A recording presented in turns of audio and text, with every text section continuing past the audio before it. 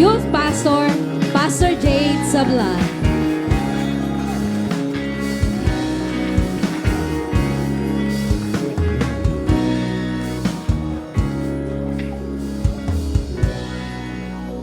Natuto na kayo, di na kayo umuupo hanggat di pinapaupo, Sige, makakaupo po tayong lahat. Maraming salamat po.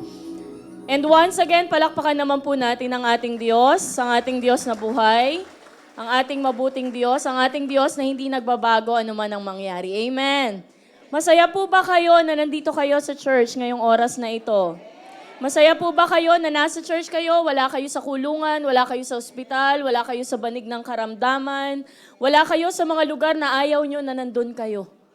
Salamat sa Diyos, we are in the church. Amen. Salamat sa Diyos na yes, people around us, even the church itself is not perfect, but still, sobrang sarap na meron tayong lugar na pupuntahan kung saan palagi nating malalaman ang kabutihan ng Diyos. Meron tayong lugar kung saan pwede nating puntahan at sasabihin sa atin anong tama sa atin at hindi anong mali sa atin. At meron tayong lugar na pwedeng puntahan na kahit anuman yung nakaraan mo, anuman yung mga bagay na past na meron ka, tanggap ka pa din ng Diyos. Amen? That's why we love our church. Amen? Sabihin nyo nga po, I love my church. This is our family, this is our home.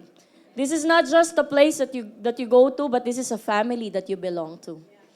Ang church po na ito ay ang ating pamilya. Amen? At hindi po nagkamali ang Diyos na ilagay tayo sa pamilyang ito. Salamat sa Diyos sa buhay na meron tayo. Amen? Kasi pag naisip natin, ay Lord, oo nga, no, ang daming problema, pero salamat buhay. Oo nga, no, Lord, ang daming mga bagay na hindi ko maintindihan, pero salamat buhay. Lord, ang daming bagay na masamang nangyari, pero salamat pa rin at buhay. Amen. Kasi habang may buhay, mali po. Habang may buhay at may Jesus na kasama, may pag-asa. Amen. So, bago po ako mag-start, I know this is live online. I just want to thank my pastors, Pastor Herbie and Pastor Asher, for always giving me an opportunity to minister to our people. PH, thank you very, very much po. Iba kasi yung pagkatiwalaan ka ng tao ng isang beses, pero iba rin kapag patuloy kang pinagtitiwalaan ng mga tao. And that is our pastor to us.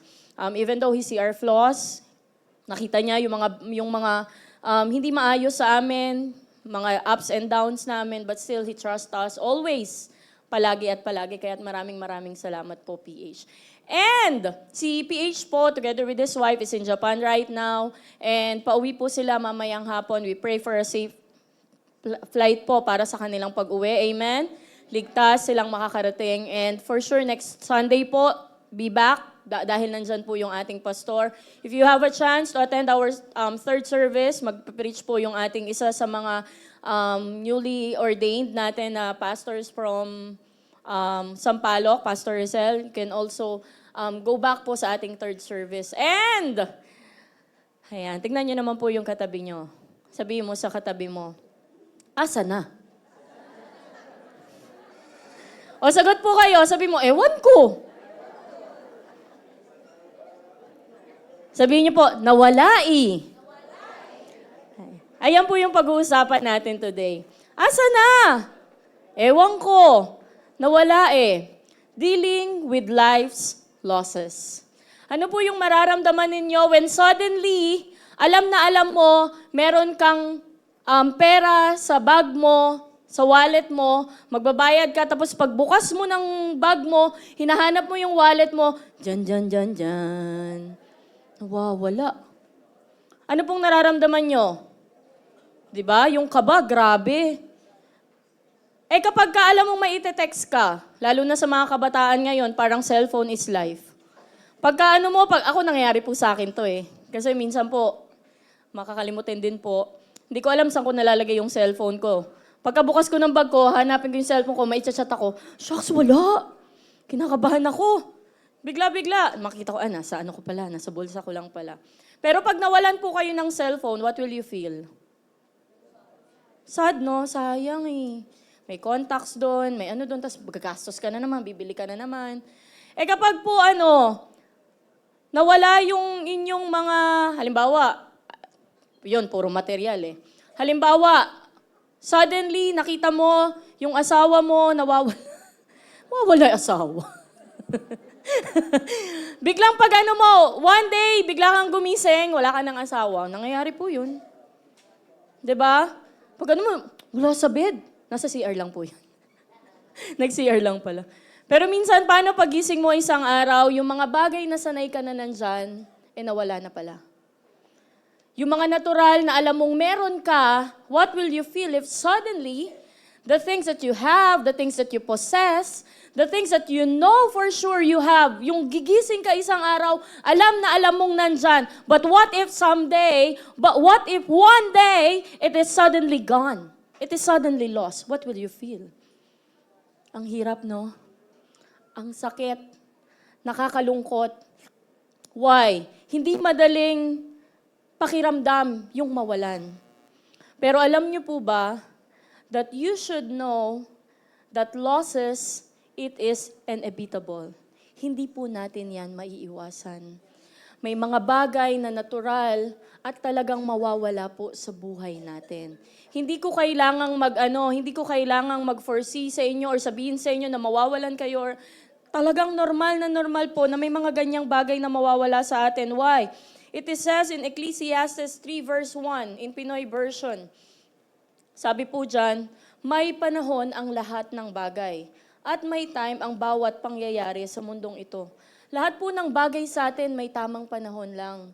May panahon ng pagsilang, pero may panahon din po ng kamatayan. Kaya dapat hindi natin kinatatakutan ng kamatayan. At hindi rin natin dapat minamadali ang kamatayan. Sa mga kabataan ngayon, napaka-rampant na pag hindi mo na kaya, tumalon ka sa bridge. Pag di mo na kaya, maglaslas ka. Pag di mo na kaya, uminom ka ng panglinis ng silver. It is very common na gawin ng mga kabataan yan. Pero alam niyo po ba that even death, hindi mo kailangan madaliin yan. Why? You have a season for that. Darating at darating po yan. Kahit ayaw mo, kahit handa ka, kahit hindi ka handa, kahit anumang pangyayari, darating po talaga yan. Why? There's really a time for that. There's a time to be born and a time to die. There's a time na yayakap ka sa tao. There's a time na itong mga tao na to yung kasama mo, but there will be a time that you have to let go. Dahil may panahon din ng pagbitiw mula sa pagyakap.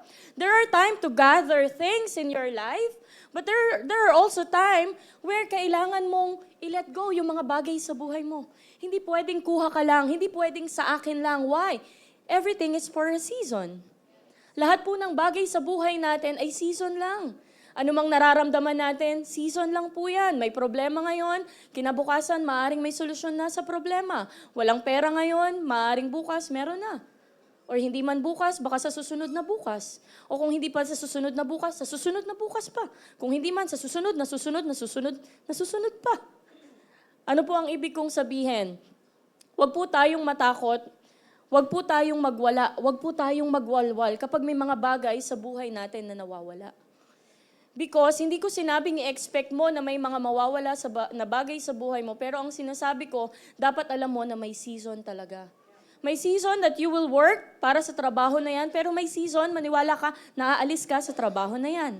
No matter how you love that work, there will be season that you need to get out from that work. May season na ang lakas-lakas ng business, pero dapat alam din po natin na may season na mahina ang business.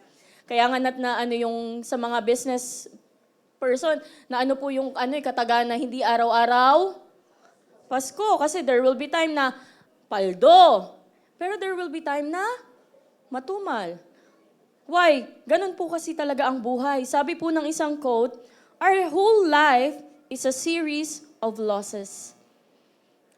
Sa buhay po na ito, dapat po alam natin at tanggap natin na may mga bagay at tao na mawawala sa buhay natin. Bakit ko po sinasabi ito ngayon? Para po pag dumating sa inyo yon, hindi po kayo magwawalwal. Hindi nyo sisirain yung buhay nyo. Why? Kasi na-prepare na kayo ng Lord. Naniniwala po ba kayo na sobra kayong mahal ng Diyos? Sobra po tayong mahal ng Diyos na ayaw ng Diyos na yung buhay natin is na sobrang nararattle tayo. Ayaw nga ng Diyos na hindi tayo makatulog sa gabi. Ayaw nga ng Diyos na wala kang kapayapaan sa puso eh. Ayaw nga ng Diyos na na palagi kang takot. Ayaw nga ng Diyos na nag-worry ka eh. Ayaw din ng Diyos na dahil lang nawalan ka, nasira o nagwalwal ka sa buhay mo. Kaya po sinasabi ko ang message na ito. Maybe this message is not for you right now because everything is going good and well in your life. Well, that's good. We're happy for you. Pero alam niyo po, yung mga ganitong mensahe, ito po yung mga time na itatabi mo to sa puso mo eh. Para pag dumating yung pagkawalan o yung kawalan, meron kang bubunutin. Ganun po ang salita ng Diyos. Kaya po tayo nakikinig ng salita ng Diyos, hindi para maging perpekto tayo. Hindi po tayo nasa church para maging perpekto tayo. Kasi kahit makinig tayo na makinig ng salita ng Diyos, hindi maikakaila na hindi po tayo perpekto. Pero kaya po tayo nakikinig ng salita ng Diyos kasi po ang ginagawa natin, pinapalakas natin yung sarili natin sa katotohanan ng mga salita ng Diyos. Why? Kasi hindi mo palaging makikita ang move ng Diyos, hindi mo palaging makikita ang kilos ng Diyos. Minsan mas makikita mong mas evident ang problema. Minsan makikita mong mas evident yung kawalan. Minsan makikita mong mas evident yung sakit kasi yun yung nararamdaman ng katawan mo eh. Pero kaya po tayo nakikinig ng salita ng Diyos kasi ang ginagawa natin, kinukuha natin lahat ng salita ng Diyos, inilalagay natin sa puso natin para pag dumating yung iba't ibang problema, meron tayong hugutin. Kaya tayo merong lakas. Kaya po hindi ka nag-give up mula noon hanggang ngayon sa dami ng naranasan mo, hindi lang naman dahil magaling ka. Hindi lang naman dahil yung strong ka lang talaga, strong personality ka. Hindi. Ang katotohanan po, yun po yung mga salita ng Diyos na inilagay natin sa ating mga puso. Yun po yung mga salita ng Diyos na itinabi natin sa ating mga puso na kapag kailangan natin, binubunot at dinudukot natin at pinanghahawakan at nilalakaran natin. Amen? And, eto po kapag ka nawalan ka ng bagay, sapatos, damit, bahay, madali pong palitan Tama? Pumunta ka lang sa isang store or magpag-ipunan mo ulit, makakabili ka Pero there are losses in our life that hindi talaga siya madali. Halimbawa, kapag nawalan ka ng mahal sa buhay, hindi naman madali talaga yon, di ba? Hindi ka pwedeng pumunta sa kahit saan at sabihin mong, pabili nga po ng isang nanay. Please po, yung nanay ko dati, 100% yung talak. Eto po, mga 50 lang. Konti lang po yung ingay. Pwede po ba yon? Hindi, there are losses in our life na talagang whether we like it or not, masakit talaga. Hindi ko po sinasabing madaling mawalan. Sobrang sakit po. Pero tutulungan po kayo ng salita ng Diyos na hindi mo maramdaman yung sakit, pero mai-handle mo yung sakit. Mai-handle mo well yung pain. Why? Kasi yung pain, palaging meron po niyan sa mga buhay natin. Pero alam niyo po, wag po kayong matakot sa kamatayan kasi there are things in our life na hindi lang naman yung pinakakamatayan, yung pinaka-tragedy na pwede nating maramdaman That is not the greatest loss in life. The greatest loss is what dies inside you while you are still alive. Hindi po yung kamatayan, kasi yung kamatayan, lahat po tayo pupunta doon Lahat po tayo, mararanasan po natin yon. Iba-ibang paraan, iba-iba ng panahon, iba-iba ng oras, pero for sure. Kaya nga po, huwag niyong madaliin. Sabi ko kanina kasi darating po tayo dyan. Huwag niyong sabihin, Lord, visit na buhay to, ayoko na, kuhanin mo na ako. Huwag kang mag-alala, darating talaga doon. Kaya sabi ko sa mga kabataan, huwag niyong madaliin. Naglalaslas kayo, not worth it. Sabi ko sa kanila, huwag niyong madaliin. Nag-aano kayo, yung ginugutom niyo yung sarili niyo, depressed kayo, hindi kayo kakain. Why? Kasi yung death, kahit hindi mo yan intayin, darating at darating yan. Kahit nga hindi mo i-invite yan, kakatok sa pinto mo yan Kahit uninvited, darating sa'yo yan. Pero alam niyo po, huwag niyo pong katakutan yon. Kasi natural na bagay yon. Pero ang katakutan natin, yung nabubuhay ka, pero ang daming mga bagay sa loob mo ang namatay.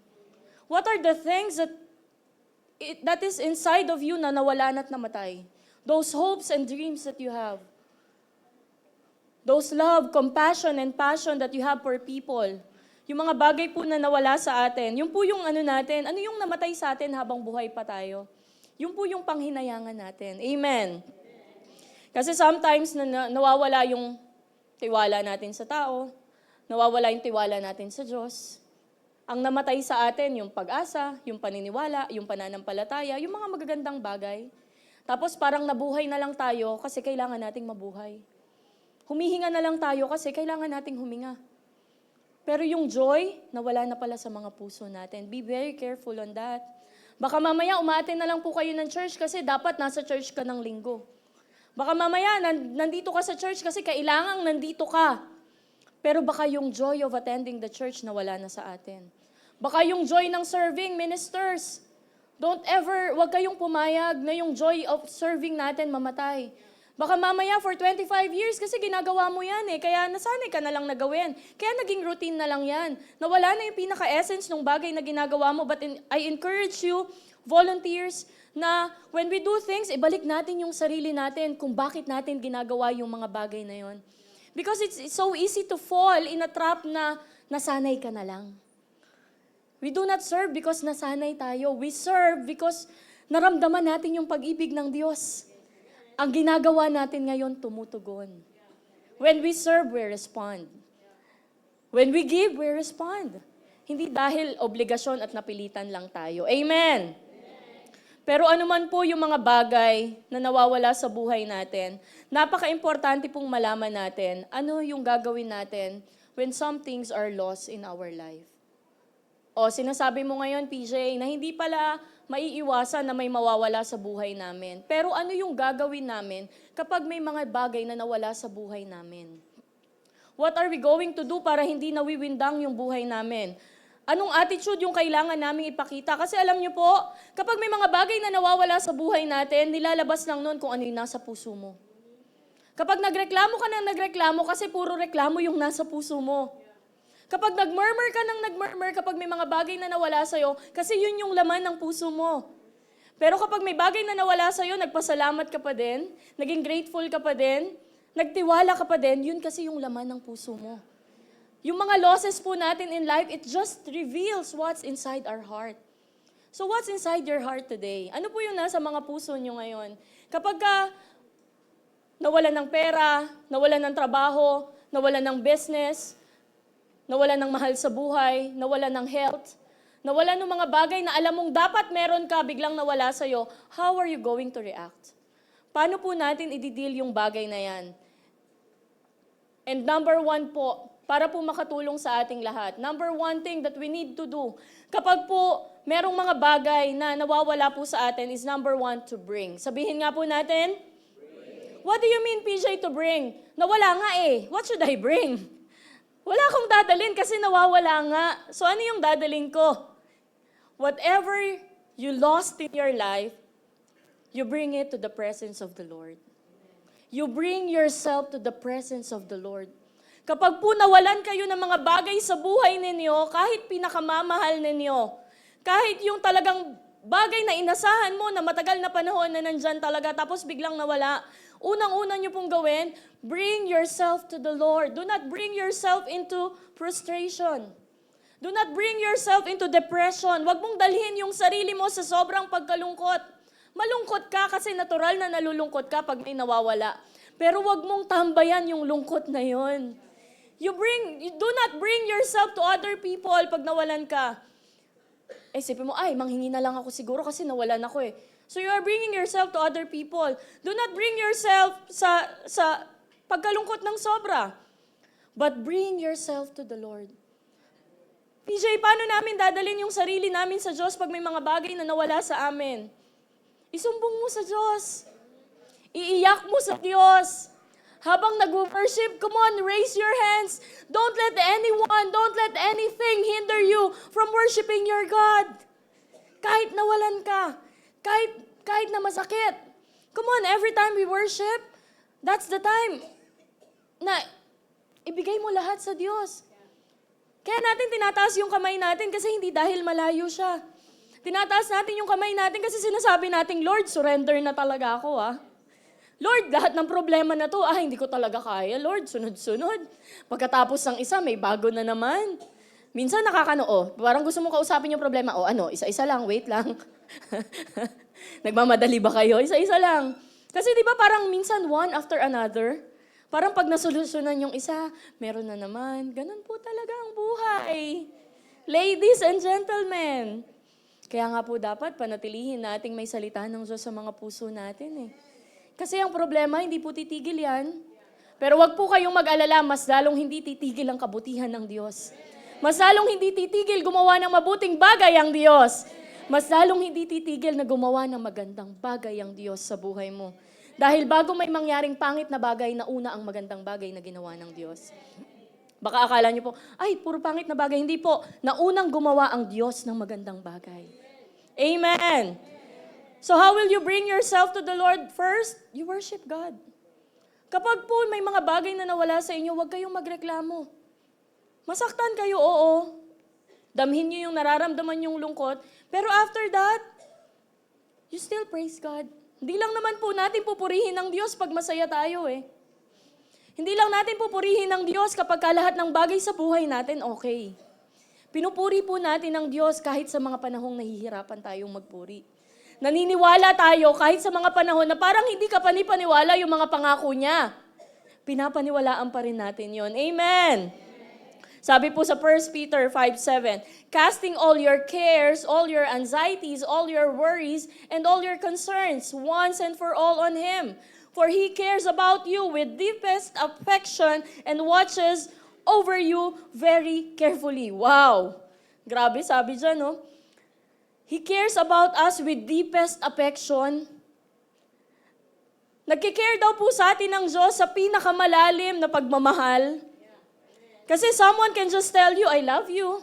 Normally, pwedeng sabihin sa'yo ng mga tao, I love you. Pero ang Diyos daw po, kayang mag-care sa atin at kayang mahalin tayo sa tunay na kahulugan ng pag-ibig. Higit pa sa salita. Higit pa sa kayang ramdamin. Pero sa tunay na kahulugan nito, yan daw po ang pag-ibig ng Diyos sa atin. Amen! Sabi sa 1 Peter 5:7, ibigay niyo sa Kanya ang lahat ng mga pinoproblema niyo. Sino pong may problema? Taas ang kamay. Ay, ang saya. Yung iba, wala. Wow, sana all. Aray ko. Kami lang ang may problema. Sana all. O, lahat ng may problema, taas ang kamay. Lahat tayo, di ba? Yung iba sabi pa, Pastora, 2. Tapos yung paa pa. Kasi ang dami po. O, lahat daw po yan, wag mong suluhin.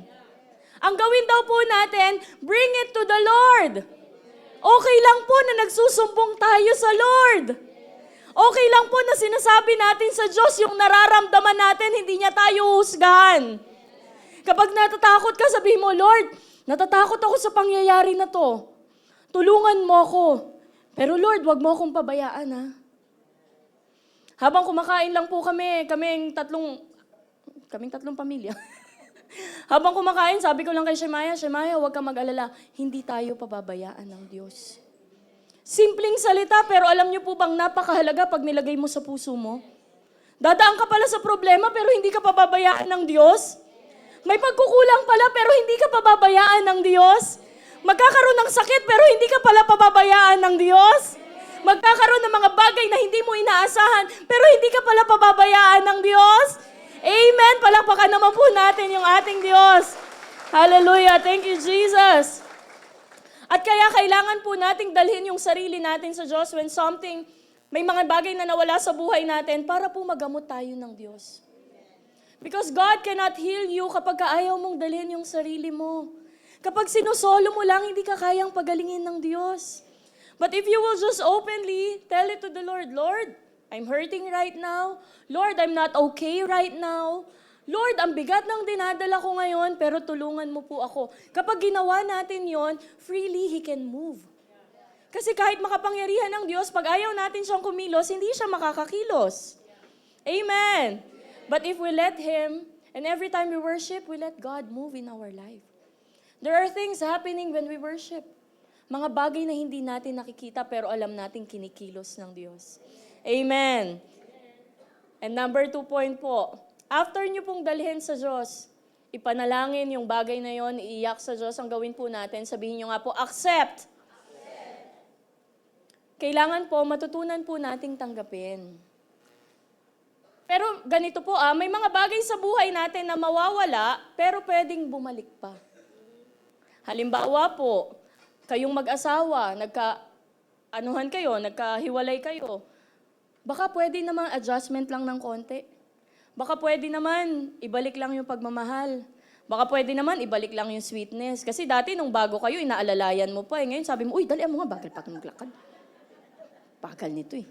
Baka nawala lang yung kilig. Nawala lang yung yung chuba-chuchu. Batang 90s yun ah. Si Julina. Baka nawala lang yung mga ganon. Baka nawala lang yung care and concern. Baka parang tropa na lang kayo. Oy, kain ka na. Yung iba nga tawagan na lang hoy eh, no? Dati lovey-dubs, sweetheart, mahal. Ngayon, mura na eh. Hindi na mahal eh. There are things in your life na mawawala, pero pwede pong maibalik. Pero there are things in your life naman po na mawawala at pwedeng di na bumalik talaga. Halimbawa, yung mga mahal nating umuwi na sa Panginoon, kahit anong kagustuhan natin, maibabalik pa po ba sila? Hindi po, pwede, katabi niyo po nga ngayon eh. Hindi, joke. Hindi na po talaga. Pero reminder nga po iyan na mga kapatid, ang buhay, ganyang kabilis lang. Kaya please lang, huwag ka na magalit sa katabi mo. Tignan mo yung katabi mo. Mahalin mo na yan. Kahit kakilala mo o hindi. Mahalin mo na yan. Bakit? Alam niyo po, ang ikli lang ng buhay. Kasama mo ngayon, bukas hindi na. Di ba sabi mo, halo, kausap ko lang kanina, yun na. Di ba may mga ganyan po kayo? Hala, kachat ko lang nagchat pa kahapon Pero totoo po, nangyayari, di ba? O ganyan lang, within just one snap, pwede pong mawala. Kaya po pinapaalalahanan din tayo maging humble eh. Kapag akala natin, may position ako. Uy, maging humble ka kasi with just one snap, pwedeng mawala yung position. Uy, ang dami kong pera. Ang ganda-ganda ng business. Uy, with just one snap, pwedeng magbago yan. Kaya kailangan maging humble ka. Uy, ang dami kong sobrang ganda ng buhay ko, walang problema. Uy, maging humble ka kasi with just one snap, pwedeng magbago yan. Because everything is just for a season lang po yan. Amen. So, kailangan po gawin natin is tanggapin. Kung yung cellphone nyo po nawala na at di na maibabalik, tanggapin nyo na po. Ma-learn. Para may nawala ng cellphone, ang lakas Tama. I-learn mo rin. Kasi baka mamaya, kaya nawala, medyo may pagkaano ka. Diba? Nawala, yung pala, kahit saan mo maiwan. Iwan dito, iwan dyan. Yung wallet, di naman pala nilalagay sa bag. O kaya ka nawalan. Minsan kaya din tayo nawawalan kasi kasalanan din natin. Diba? Yung asawa mo pagod, galing sa trabaho, nag-grab ka agad. Anong oras ka na naman umuwi? Diba sabi ko agahan mo umuwi, uminom ka na naman. Ito lang yung sahod mo, kulang na naman. Sabi mo, pagod na nga ako sa trabaho Dapat nga Sometimes it's our fault. But sometimes it's really just life. Ganun talaga. Ganun talaga So kailangan po, sabihin nga po natin, accept. Kung yung mga bagay sa buhay na nawala sa atin, hindi na maibabalik, tanggapin po natin. Huwag po tayo maging bitter. Yung galit ka na sa mundo, galit ka na sa kanila, galit ka na sa kanya dahil lang may nawala sa'yo. Huwag, kasi hindi po gusto ng Diyos na mamuhay tayo sa bitterness. Amen! And next po, sabihin nyo nga po sa katabi nyo, move on na. After nyo pong dalhin sa presensya ng Diyos, yung sarili nyo, kapag nawalan kayo, pangalawa po, tanggapin ninyo, at pangatlo, mag-move on po kayo. Why? Kahit nasasaktan ka, hindi ka hihintayin ng buhay. Kahit na nasasaktan ka at kahit may nawala sa'yo, hindi mag-a-adjust ang lahat para sa'yo. Life, people, they will not wait for you. Life will go on. Pero dapat po, pag nag-move on tayo, we move on with wisdom. Hello? Ano pong ibig sabihin nun? You move on with wisdom. Nawalan ka ng trabaho. Mag-move on ka kung hindi ka na makakabalik sa trabaho na yon, pero dapat naghahanap ka na ulit. Baka mamaya sabi mo, wala na akong trabaho. Bahala kayo, dito na ako, di na ako magtatrabaho. Tama po bang attitude yon? Kapag hindi ka na nagtrabaho, gutom ka. Gutom yung pamilya mo. So you move on with wisdom. Nawala ng trabaho, pero maghanap na ng trabaho. Bumagsak yung business, di unti-unti, i-fix ulit. Baka ibang business naman. Baka God is just leading you to another one. Or baka naman mamaya, nawalan ka ng partner. Move on, ibig sabihin, with wisdom, nawalan ka ng partner, di ligo-ligo din pag may time. Sabi niya, hindi, pastor, 30 years na kami magkasama, dapat tanggap niya na kung ano ko. Madali pong tanggapin yung mga ugali at ano, pero kung kaya namang i-adjust, pwede po nating i-adjust. 'Di ba? Minsan kung ano-ano yung mga nanay, pag nasa bahay, mag-iipit na yan. Minsan sandok na yung nasa ulo mo. Minsan yung damit mo, okay na to, hindi na ano. Tanggap naman ako ng asawa ko kahit amoy sinigang ako palagi. Dapat po yung sinigang nasa niluluto lang yun, ha? You move on with wisdom, iniwan ka pala. Di wag mong gawing miserable yung buhay mo. Sabi ko nga po sa inyo noong nakaraan, mahirap na yung sitwasyon, wag mo nang pahirapin pa. Tama po o tama? Mahirap na di pagaangin mo na lang. Mahirap na yung sitwasyon, iniwang ka, tapos ang ginawa mo pa, nilugmok mo pa yung sarili mo. Na-depress ka, hindi ka na nag-ayos, hindi ka na ano, di lalo kang hindi babalikan nun pag lagi kang amoy isda. Kapag di ka na nag-ayos, pag nakita ka nun, sabihin sa'yo, dapat lang iniwan to Pero pag nag-ayos ka, nagpaganda kahit papaano, in-improve yung sarili, di pag nagkita kayo, taas noo ka ngayon, sabi mo, ako nga pala yung sinayang mo. Diba? Kasi hindi mo ginawang miserable yung buhay mo. Nag-move on ka, but you move on with wisdom. Nawala lahat ng ipon mo. Kasi halimbawa, let's say, na-scam ka, or naano ka sa sugal, or whatsoever, na maaring mistake mo din naman, di unti-unti, ipon ulit.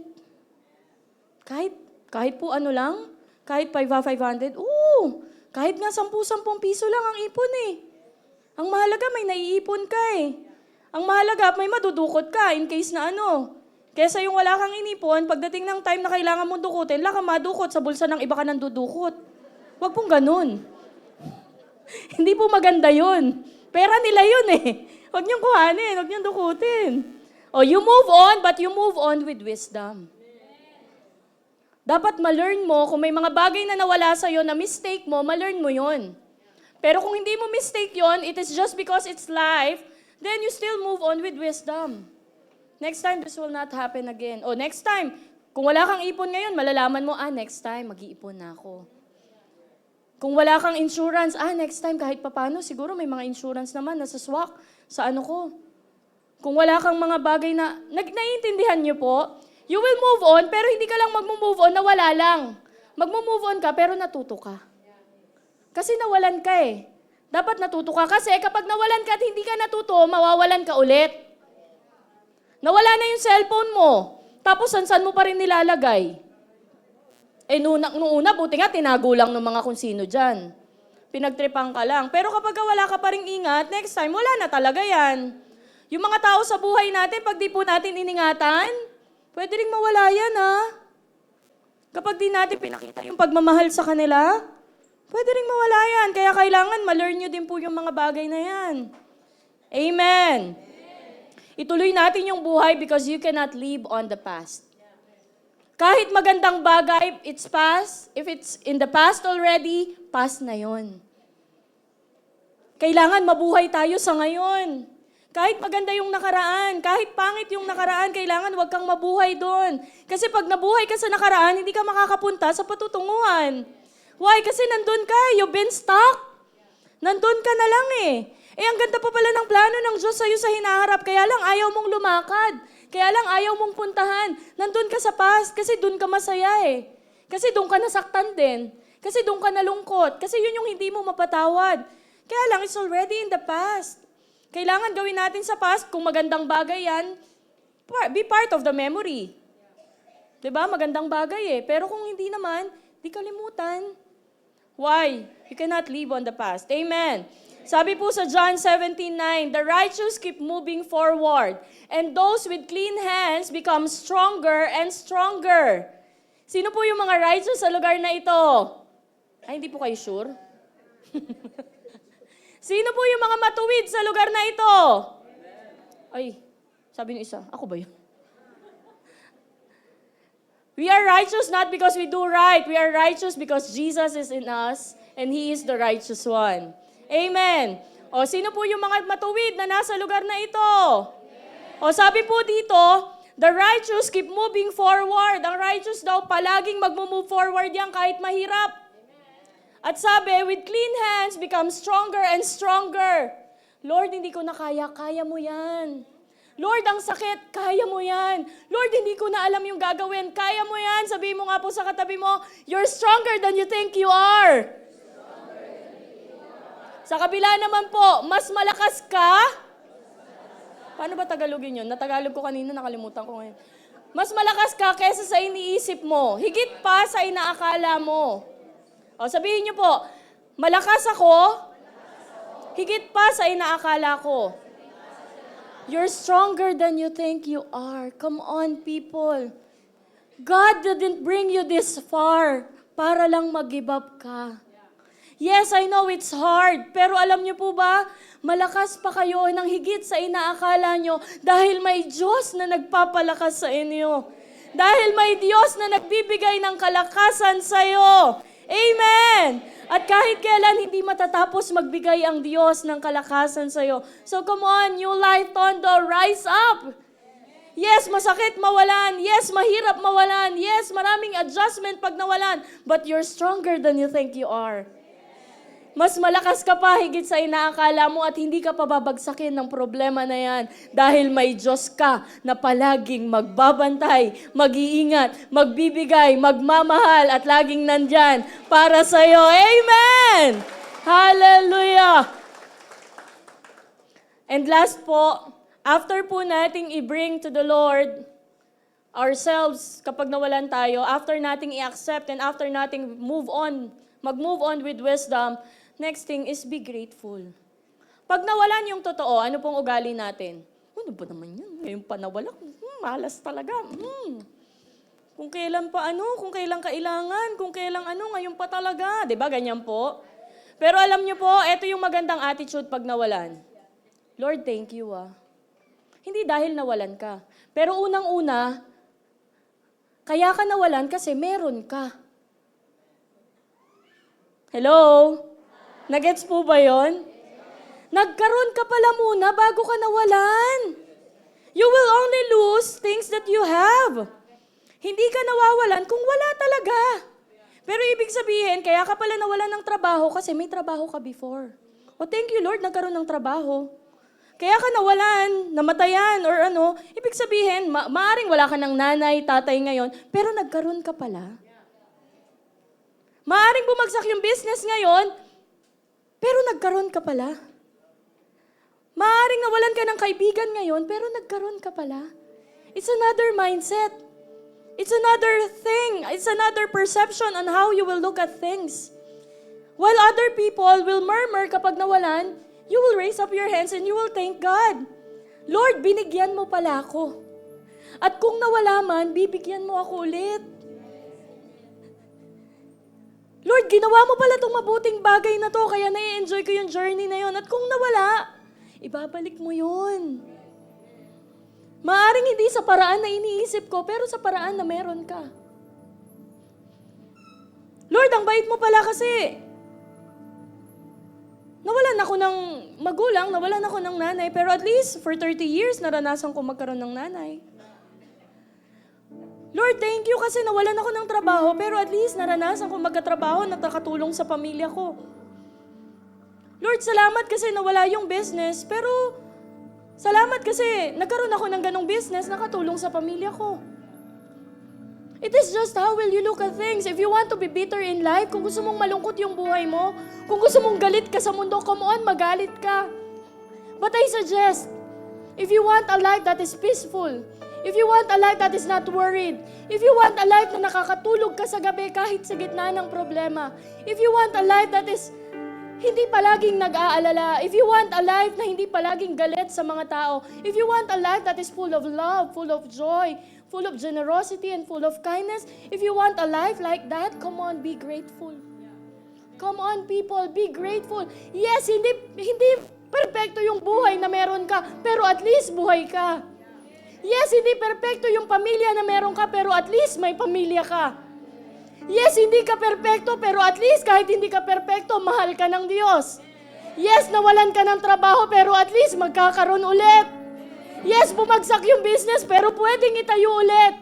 Yes, may mga bagay na nawala sa buhay mo, pero may tapat na Diyos at may Diyos na hindi magpapabaya at may Diyos na palaging magbibigay ng mabuti at magandang bagay para sa iyo. Amen!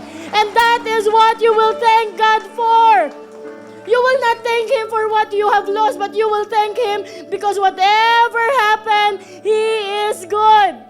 Pasasalamatan mo siya kasi, Lord, kahit anong mangyari, hindi mo ko pababayaan. Pasasalamatan mo siya kasi kahit anong mangyari, Lord, hindi mo ko iiwan. Pasasalamatan mo siya kasi kahit anong mangyari, Lord, palagi mo kong palalakasin. Hindi ka dinala ng Diyos sa lugar kung nasaan ka ngayon para iwanan lang. God didn't bring you that far para iwanan ka lang niya sa ere. Dinala ka ng Diyos mula noon hanggang ngayon. Ang dami mong problemang napagtugumpayan. Hindi para iwan ka niya ngayon. Dinala ka niya ng Diyos ngayon kung saan ka nandyan ngayon para ipakita sa iyong anak, I can bring you this far, but I can bring you more. Kaya pa kitang dalhin. Pero Lord, hindi ko na kaya eh. Yung next na hakbang ko, nandito na ako eh. I'm at the edge, Lord eh. Kapag isang hakbang ko, Lord, malalaglag ako. Don't worry because God loves you. Yung isang hakbang mo, gagawin ng Diyos, kaya niyang bigyan ka ulit ng daan para hindi ka malaglag. Or kung malaglag ka man, huwag kang mag-alala. Kukunin ka niya ulit pabalik. I-rescue ka niya, sasapuhin ka niya at hindi ka niya pababayaan. Amen! Hallelujah! Our God is good. Come on, stand on your feet, people. And before we pray, let us sing this song.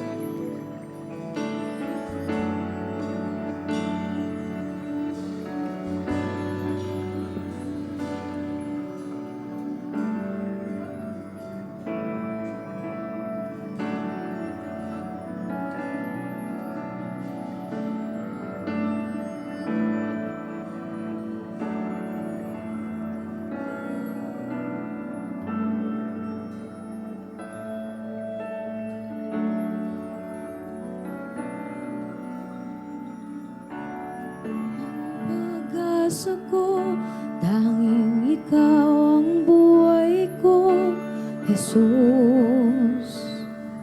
Come on, let's sing this. Kahit may suliranin man, lagi kang awitan, ikaw lamang.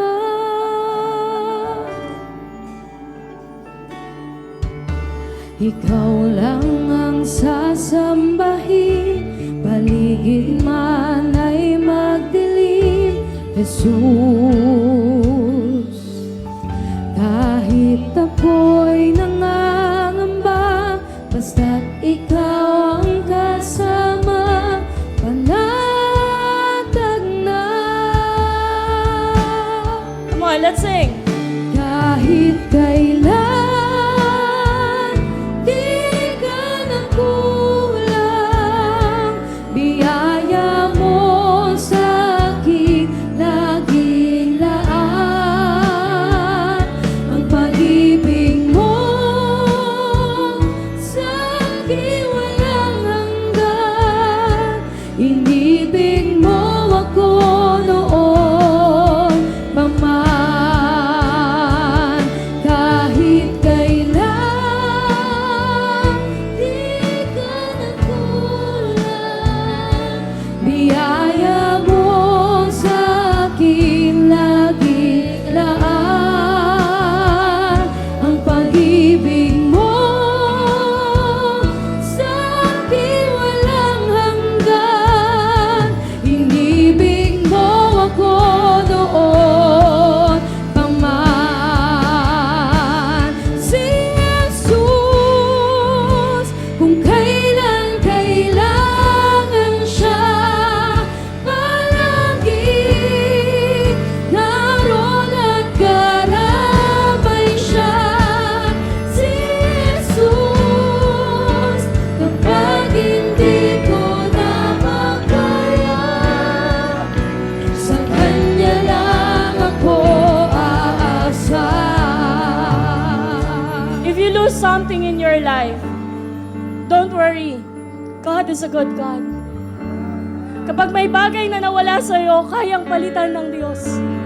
At yung ipapalit ng Diyos, mas higit pa. Mas maganda pa kesa dun sa mga bagay na nawala.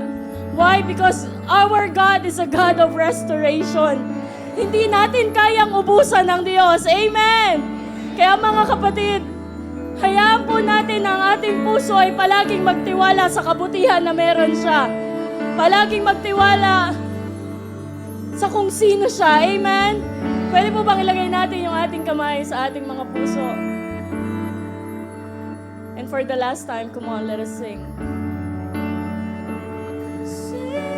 Jesus, kung kailan kailangan siya, palagi naroon at karamay siya. Si Jesus, kapag hindi ko na makaya, sa Kanya lang ako aasa.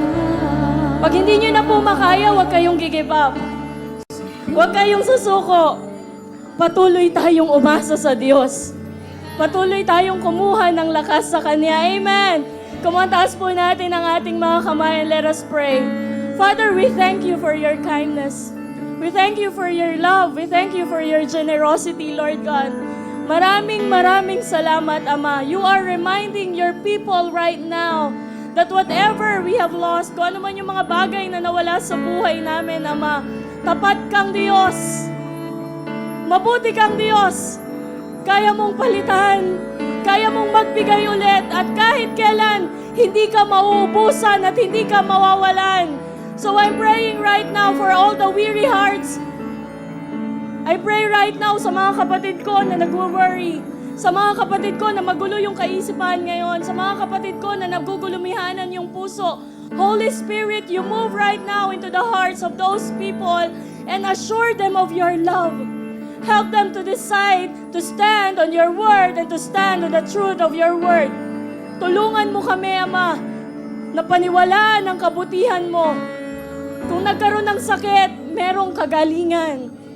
Kung nagkaroon ng kakulangan, merong pagbibigay at pagpupuno mula sa iyo. Kung nagkaroon ng kaguluhan, merong kapayapaan na nanggagaling sa iyo. Kaya hayaan mong makita ng bawat isa na yes, hindi perpekto ang buhay, pero may Diyos na nagmamahal. Yes, hindi palaging okay ang buhay, pero may Diyos na palaging sasapok. Yes, palaging may problema, pero may Diyos na palaging may solusyon. Yes, palaging may mga hindi magagandang bagay, pero may Diyos na kayang magbigay ng magandang bagay. At ang Diyos na yon ay patuloy na nagmamahal sa bawat isa. Kaya't maraming salamat sa iyong pag-ibig, Ama. Patuloy kaming aasa, patuloy kaming maniniwala, at patuloy kaming mananampalataya sa pag-ibig na meron ka para sa amin. Dahil kahit anong mangyari, hindi mo kami iiwan, at hindi mo kami pababayaan man. Hallelujah! Maraming salamat po. Come on, let the people of God sing. Oh, hallelujah! Si Jesus, kung kailan kailangan siya, palagi naroon at karamay siya. Si Jesus, kapag hindi ko na makaya, sa Kanya lang ako aasa. Sa Kanya lang ako aasa. Thank you, God. Thank you, Father. Thank you, Holy Spirit. You are a good God. Sa iyo kami patuloy na aasa. At hindi mo kami bibiguin. In Jesus' name we pray. Amen.